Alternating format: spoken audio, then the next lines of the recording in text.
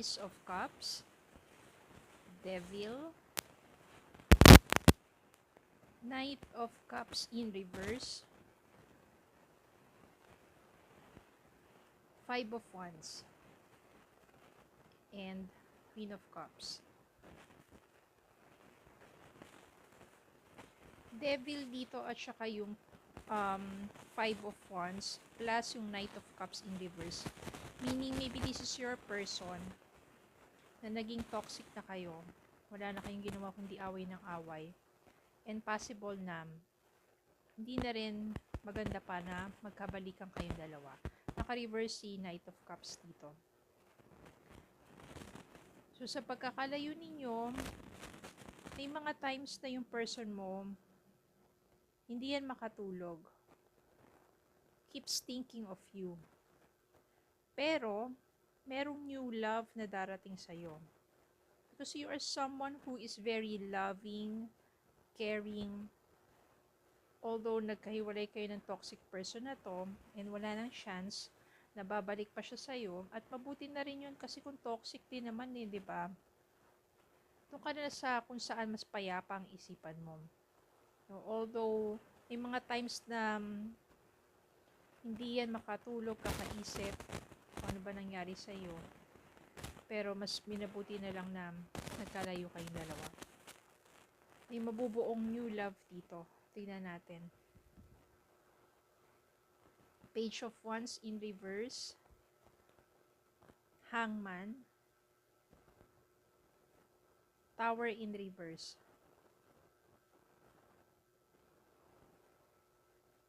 Wheel of Fortune, and Three of Pentacles. Etong new love mo, etong new person mo na to,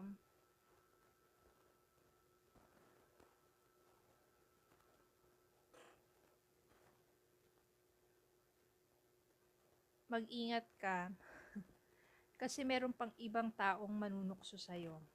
Page of Wands dito na naka-reverse. Someone who's very, alam mo na yung mga, ang gusto lang is yung tawag ng laman. Huwag kang patutokso sa mga ganong taong yun kasi susubukan ka nila eh. Kung bibigay ka agad, masasaktan ka na naman. Etong new love na to, hindi siya basta darating sa'yo because maybe this person is just being careful, being silent. Pero mas nagaano siya iisip siya ng iba paraan at mga plans para magpakilala sa'yo. Yung Tower in reverse dito means kung ano man yun sa nawasak mong puso,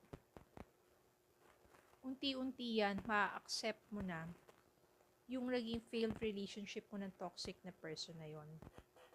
Unti-unti yan na parang makaka-recover ka na from that pain. And this new person na papasok sa buhay mo, siya yung magbibigay sa'yo ng panibagong pag-asa. Yung Wheel of Fortune dito pagdating sa love means magiging maganda ang inyong connections, ang inyong kapalaran together. Because Three of Pentacles dito means maganda ang pagtutulungan ninyong dalawa. Merong cooperation pagdating sa love, sa relationship. Kumbaga give and take yan, tulungan kayong dalawa na umangat, tulungan kayong dalawa para pasayahin ang isa't isa. There are cooperations, hindi siya yung katulad na sabihin natin toxic person mo na. Siguro, yung isa lang ang masusunod. No? Kung sakal na sakal ka na, or yung toxic person mo na, siya na lang yung palaging tama, di ba? Dito, meron kayong magandang cooperation sa isa't isa, meaning meron kayong mutual understanding and support. Kaya naman magiging maganda ang ikot ng kapalaran ninyo together with this person.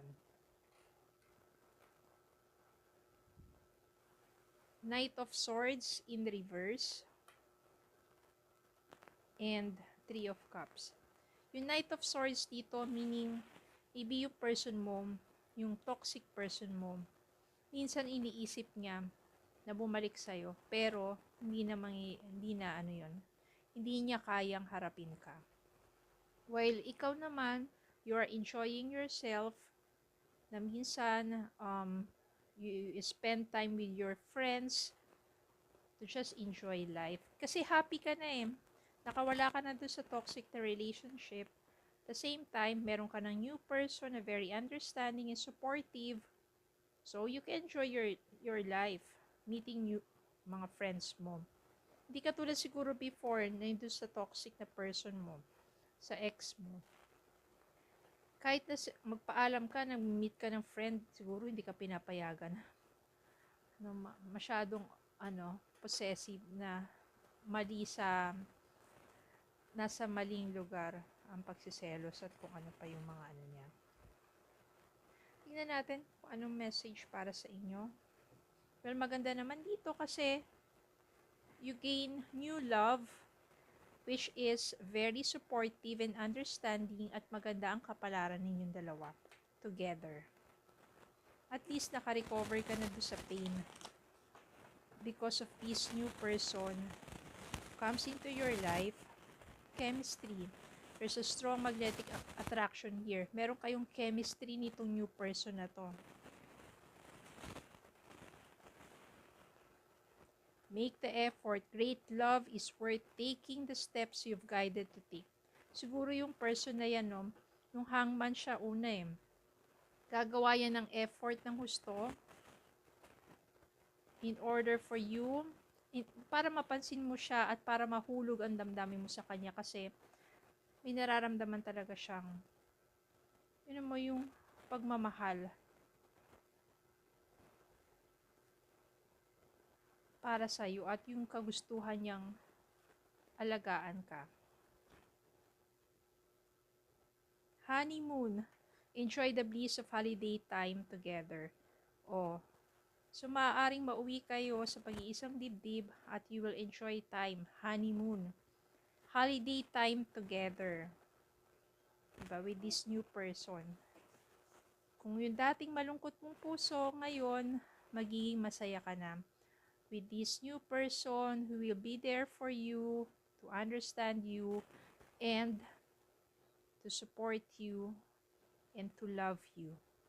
You have a good chemistry. Okay, so don't give up on love. So always have a grateful heart kasi kapag you are grateful sa every blessings in your life, you attract more blessings. Maniwala kayo. There is hope in love. Okay, so yun lang po. Maraming salamat po for watching. Please don't forget to like, share, comment, subscribe, follow on Facebook and TikTok. Have a good day po and God bless.